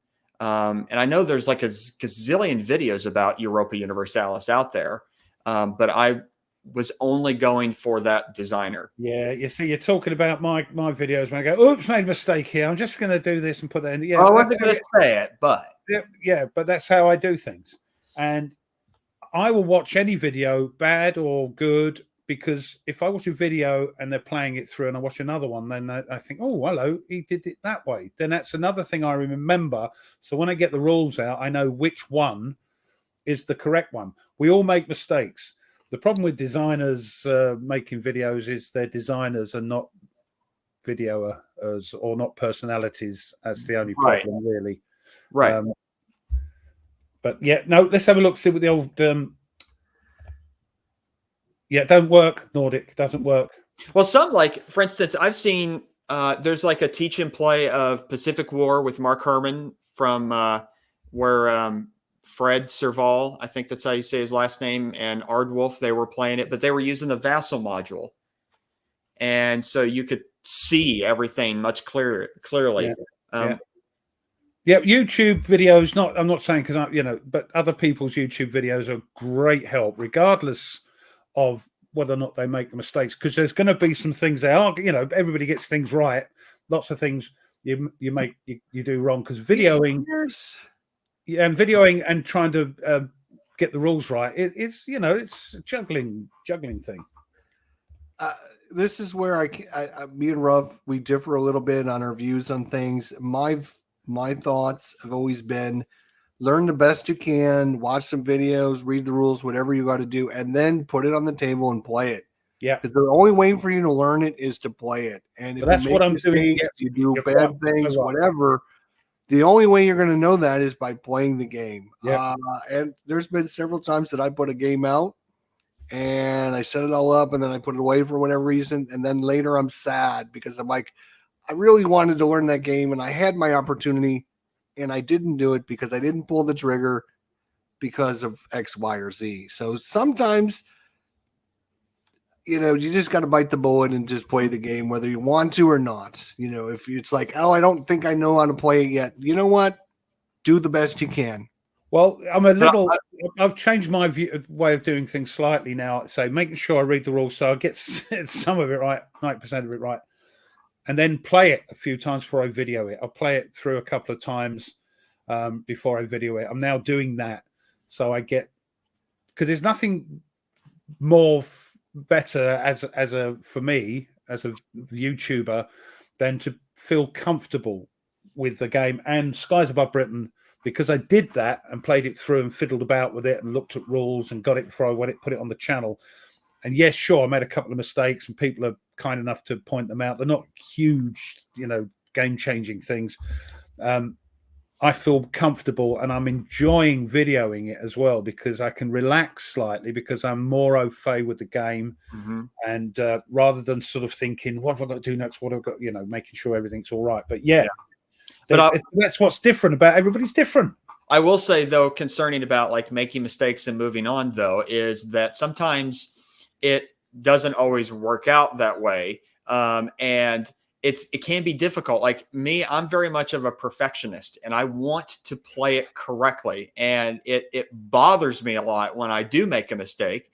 And a lot of times I make the mistake and I'll correct it and move on. But an example, earlier this week, I had the Dark Summer set up and was playing through it and realized by turn 2 that I accidentally forgot to bring the German reinforcements in, which by that point, the Americans had already moved enough down into Normandy that the game was pretty much already over. Yeah, but if I'd have videoed that, I wouldn't have gone, I would have stopped, scrapped it, started again and videoing. You and I are different. I'm a perfectionist as well, but if I put my perfectionist into my videoing, you'd get one game a year. You get enough. You get few as it is because I want it to be right. Yeah, and I still make mistakes, and it does infuriate me. But I try and make it a jokey thing. And I've videoed an hour and I made a mistake. Do I scrap that or do I just plop it in and tell people? The other thing I'm hoping it does as well. You have an errata to the from a viewer point of view is that they would make the same mistake, or they've played the game and see me make the mistake as well, and they think, it's not just me. yeah, that's the thing. Oh, he's caught it. Right. Okay. And I think a lot of people watch it and go, oh, he's forgotten to do that. Oh, no, look, he's caught it, the little swine. Oh, yeah. So, yeah, that I don't mind doing that. You know, if it's 10 minutes of videoing and an hour and a half of me putting things right, then I would scrap it and do it again and learn from what I made a mistake with. Right. This is my new one that I'm getting used to, getting ready to go. Now, the reason I bring this one up is because Status Pro Football, if you go and do like a YouTube search, it's like 3 videos, and there's not a lot of like, hey, I can learn this game by watching people play it. Right. So I've actually had to, that's why I showed you guys this earlier. I actually had to sit down with a rule booklet in front of me, which I don't hardly ever remember doing, and actually having to learn the game the old-fashioned way by sitting down and learning a game through a rule booklet. And let me tell you, coming from somebody that doesn't do this, learning a game through a rule booklet is extremely hard. Extremely hard. Because you don't get the fine details of what the game's trying to teach you. You don't get the flow of the game. Like, if you look at these pages, it is a wall of text. It looks like a 1970 It's SPI 1984. Game. Yes, 1984. I actually don't mind. I don't mind learning a game Yeah, through you see a difference. even if it's a bar of text. God, the thing is, if I read a rule book, I have to force myself to read it again, because you have to read it again. I have to force myself. Find it very boring reading something I've already read.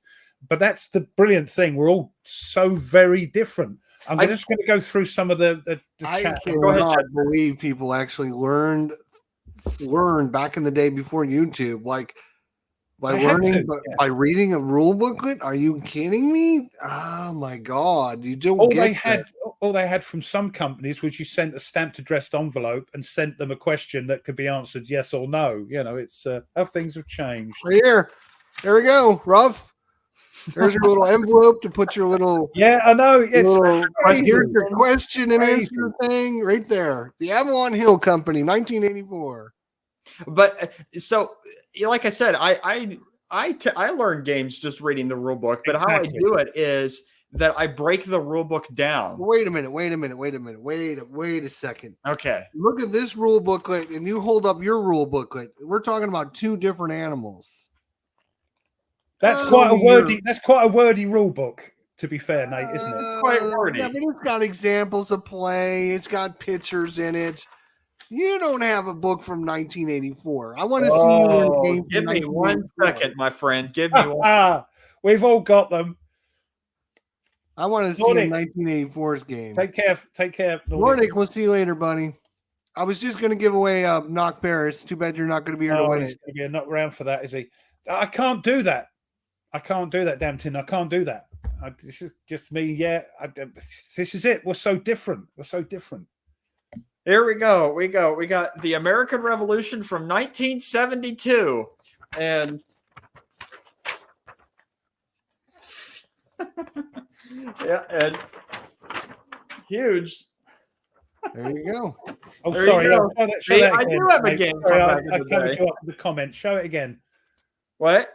Show it again, because I covered it up with a comment. Which and the way they used to fold out like that. And you go, where do I? Jeez. It's still got pictures on it. Of the counters. That's about it. Yeah, that's about it.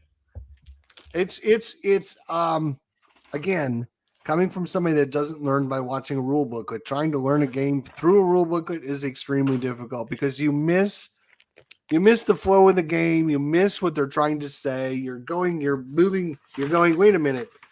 I thought if they blitzed, something else happened. So you're constantly flipping back and forth. Like, wait a minute, what am I doing here? How am I doing this? They're talking about Z cards. What the hell's a Z card? And you're like, what? I don't get this at all. I tell you what, yes, you have some trouble when you open a rule book, and the first thing they talk about is a sequence of play, but you have no idea what they're talking about until you read the rest of the book.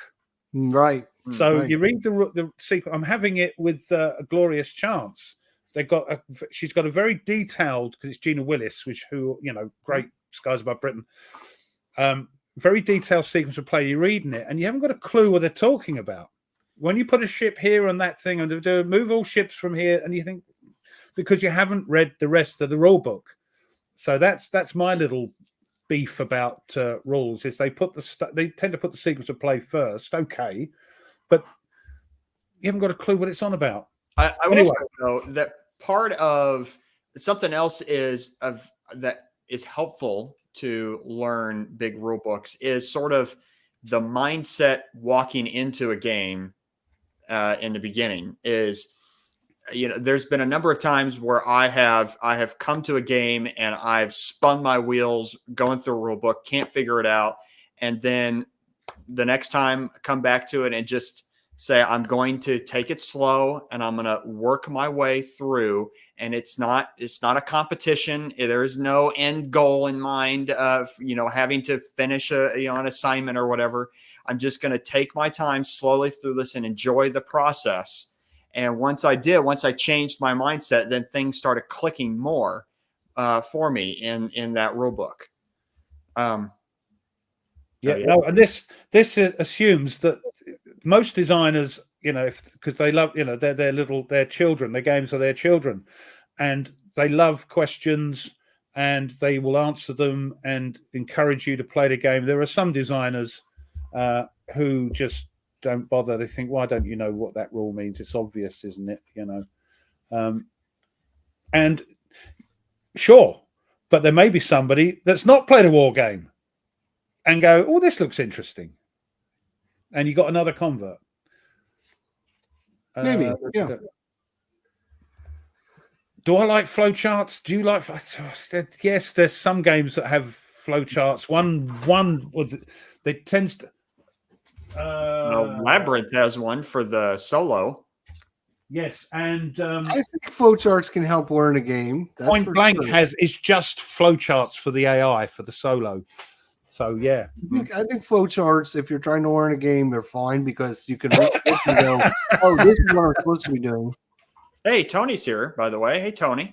Oh, I've got down to him there. I'll get down to Tony. Or somebody just know how to play their game. Yeah, that's the other problem. Yeah. I do that as well. I read the rule book out loud. Yep, there we go. Yep, that's it. Mm-hmm. No, that doesn't normally work, because when I used to write songs when I was a gigging performer or gigging musician, and you write songs, you forget. It doesn't mean you know the words. We played Plum Island Horror. We completely forgot the phase because he forgot to do it. Yeah, it just happens. Yeah, that's why I don't get worked up if I make mistakes. I forget things. I played Ark Nova the other night. I forgot to do something. I think I forgot to take the enemy's turn like once. And I was like, well, too bad. I'm not going to go back. It's just a mistake I made. So, right. Get back in the old corny joke corner. All right, Tweez. You've been blued again, man. Yeah. But yeah, we do. Yeah. I mean, sure. I mean, it's a mindset change of don't be perfectionist. It is a game, make mistakes, move on. Sometimes though, the mistakes that we do make are game breaking. So we just have to reset the game. Which is why that happens. I stop and do it again. Because it's like, yeah, that's broken. Favorite part of the video series is explaining the corrections that we encountered. Patrick, I didn't think you made any mistakes, my friend. I think you're mistaken there again. I don't think he makes mistakes. See, I don't care if you know the game inside and out. I've played games that I've played 40, 50, 60 times. I still make mistakes. Mind you, they're playing a few more. They're creeping into the old. They're playing some of the coin games, aren't they? As well. Yeah. Well, and Undaunted. I think Undaunted.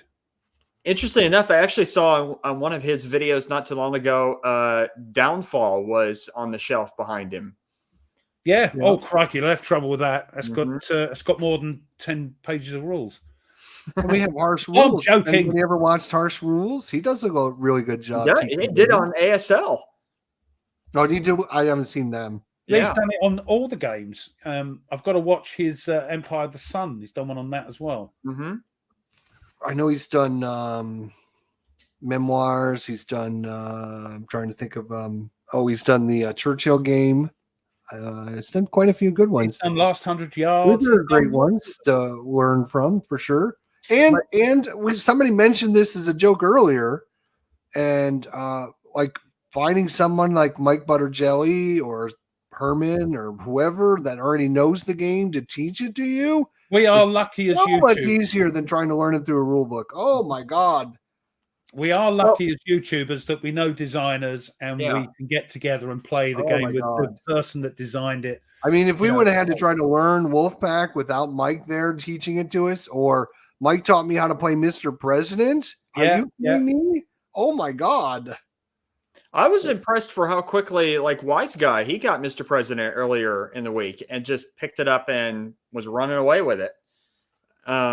Exactly what I said last week. You have the time and desire to do anything, you can do it.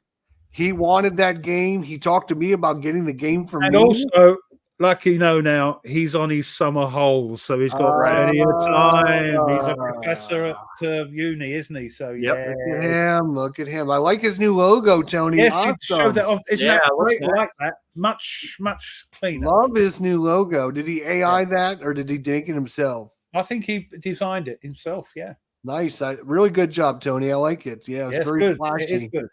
In fact, Tony was the inspiration for my new logo, because when we got together to play whatever it was that me and Tony played about 2 months ago, he had a little logo screen of him and me, and his said Tony's Board Life and had his little cool logo, and then mine just had my logo. It didn't have my name or anything, so I changed it because I'm like, people should know who I am by having my name on it. So thanks, Tony, for that. Yeah. Yeah, everybody likes Harsh Rules. Yeah, Harsh Rules is really good. You know, the next comment I think is an interesting point, because I go one step further. Obviously, I want to know what the game's trying to do and how do I do it, but I also want to know why. Why do I have to do this way, or why is the rule designed this way for this? Like, what's the point of doing it? Because some rules are designed, it's sort of a rule for an effect. And I want to know why. Why is that there? So it's a reason why I kind of like watching the designer videos, even if it's a bad video. But you should be able to, in the rules, in the rules, it should say, right, do this next. We do this because blah, blah, blah, blah, blah. That's all they need to put. Yeah, but then you get a 148-page rule book from like Aaron Armour, because that's what he did. Yeah, but I think he went a bit like over. From what I got, I can't comment because I haven't got it. I don't have it either. No, and I think it was more of a sort of, he went overboard maybe with it. But okay, I don't know. I can't comment because I haven't seen it.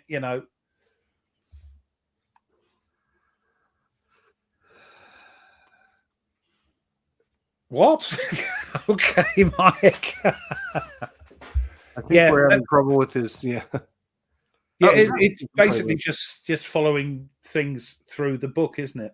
That's also a good way to learn a game, is by going through the programmed instructions that are in the rule booklet. Jerry White rule books, and Jerry and Gina with Skies, fantastic rule books. Just take you through it. And now I'll give them a lot of credit on like Compass Games. That so Lauren, is that Nate? Is that your brother, your cousin, or something? Because he's definitely your number one cheerleader, man. I'll tell you. Nope. Not related in any way. I think it's your mom. Is it your mom? Is your mom on the channel? Nope. Okay. She won't even watch my own videos that I make. What was I going to say? To give credit to like Compass Games, like they do their teach and play videos for their games. And they use the Vassal module for it. And they have the designer on to walk, and it's Mo that does them. It walks him through on how to play the game. And I've used them before. They're very nice. I do like them. And I give credit to the company for actually sponsoring to make those videos for their games. Yeah, I mean, yeah. Nobody says anything. I'm sorry. I was. Well, you were out the like bottom of mid my eye. sentence, and I didn't want to say But anything. yeah. I mean, I think poor old Mo has to edit the thing, so God knows what condition it turns up to his mailbox, and he has to spend 2 weeks editing the thing. But yeah. And this is this subject is a great subject, Ruff, but it also leads into some of our other subjects because, like, why do we want to give a game a second chance or a third chance? A lot of people say, well, I don't want to do that. Well, I do that because maybe the first time I played through, I wasn't very good at understanding the rules, and I didn't learn everything until I got done playing it the first time. Now I got a better understanding of what I should do for the next time, which will make the game much easier and better. Right. And I noticed that because you played, and I did watch, I've just got to watch the end bit of it. You did play Explore It. Yes, and for you kept mentioning me, and I've got to get it on the channel, but I haven't got that one. I've ordered it with the new GameFound starter thing because I'm ordering Volume 5, and I also ordered Volume 1 because everybody raves that's a good one. But I felt like even though this was like your second time playing it through, you weren't. I didn't feel you were thoroughly enjoying it, shall I say? I enjoyed it a lot more than I did the first time. I know the first time I played it, I did not have a good time. I had a good time playing it because I went in with the mindset of what the game was trying to do, not my expectations for the game. Again, having those things balanced make it much easier. Last time I expected Hexport to be like the most awesome game ever because that's all I heard was this is the best game ever. And when I played it, I thought it was not as good, which made me think, this is just not as good a game. Am I missing something? Maybe. Am I missing something? I mean, after watching some more videos, I now realize Hex Export is maybe not as big as it's not as high as I thought it was. Again, it's a game. If it floats your boat, you're going to be happy as Larry. If it isn't, of course, it's like you say, oh, this game's great, Ruff, you're going to enjoy. And I look at it and go, no, that's just how it is. It's just it Explore It, and Mike's the same. He loves it. It just sort of floats my boat, and I can't wait to have the time to get out. Hopefully, because if I've got in early, they're doing split shipping for the new Volume 5, where if they've got any left of Volume 1, they'll send them out in December. So I've said, I'll have that. So maybe in the new year, we can get some of that out, Did you see that I got the app now on my phone? Yeah. Yeah. Okay. Get the app because it's so much better than using these player boards. But speaking of that, Jester, though, I had the same encounter with Atlantic Chase. And how that rule book and everything was designed really well. I couldn't figure it out on first go. And I put the game away and came back to it some couple of weeks later, pulled it out, and all of a sudden everything clicked with me. That's weird. As soon as I opened it, started playing it, I thought this is the best thing since sliced bread. It just clicked. Yeah, I know. I remember when you first mentioned it on this show. It just clicked. And yes, Hissy, just want to reply to Hissy. Yeah, Hissy, if we can work that out, and I've got time, that would be great. I've not played the 2-player game of RAF. Would be wonderful. Sorry, Jester. No, that's all right. I can't remember. Yeah, because I played with Blue Tweezers, me and him played live. I didn't get a chance to maybe experience the game myself. It was kind of him teaching me how to play the game and playing on Vassal and doing everything. Or I think it was Vassal. So maybe I would like it more if I just said, "Hey, I just need to sit down and go through the scenario 1 and try it myself." The solo, sometimes Blue Tweezers. I mean, we love the guy, but man, sometimes you've been blued too many times. That's now the expression. You've been blued. He's now a verb.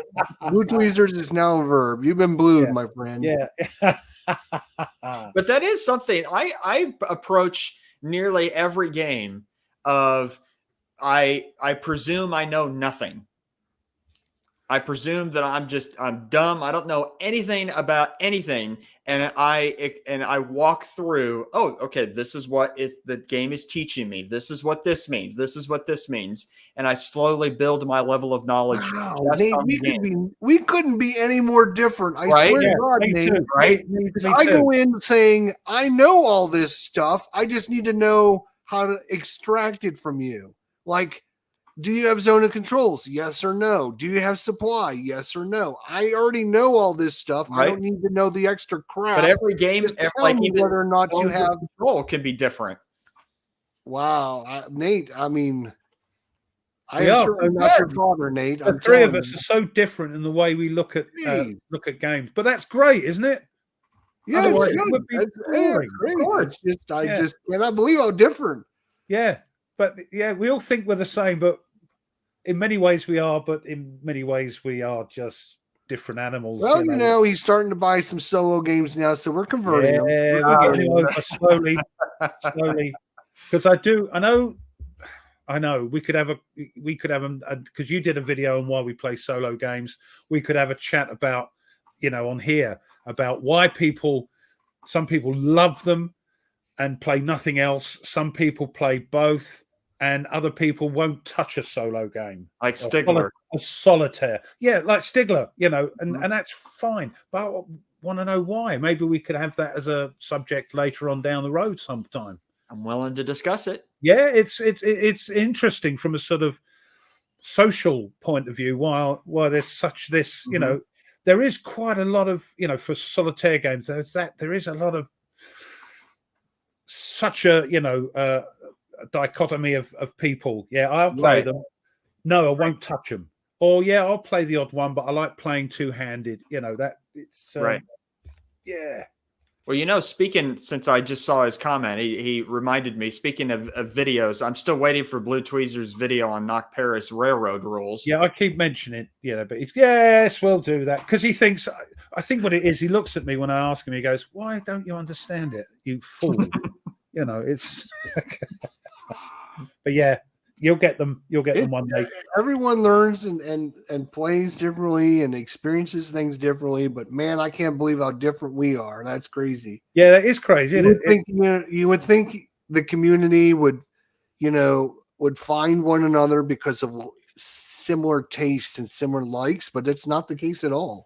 We love our games, but the way we go about it and the way what we want to get out, how we learn them, it's so different. Yeah, it's the old expression, opposites attract. Yeah, like me and my wife, we're exact opposites. I mean, like I say blue, she says red on every single thing. I like it hot, she likes it cold. I mean, you every single thing, we're exact opposites. So like when the old expression opposites attract, it for sure for us. Yeah, it's it is quite, but that's great, and I'm not sure if that's because of your background, Nate, your academia, it's a straight line, A to B, and that's I'm very academically minded. Yeah, and I'm a scientist trained as a biochemist, and you would think I have, but because biology is in there as well as chemistry, that makes it go a little bit like that. Biology is one of those subjects that goes everywhere. Chemistry is like A to B. Yeah. But biology is like all over the place. So and being a musician as well, and all that. Right. So it's very interesting. Well, 2 hours. Look at that. Well, that was I really found that interesting with everybody's points of view and how different us three are, but are the same. A great discussion. Yeah, very nice. We'll just round up. Thank everybody for joining us. 60 odd people joining us, and I don't think we lost any at that hour. So that was I noticed 54. I checked again. We had 52. So I figured that's pretty good. We did get up to 65 at one point. We did go up to over 60. Yeah, I've noticed. So we've still got 53 watching this nonsense, and we love you for it. So thank you. I hope you enjoyed it. Thanks for all your comments. And just before we round up quickly, what's on the show this week?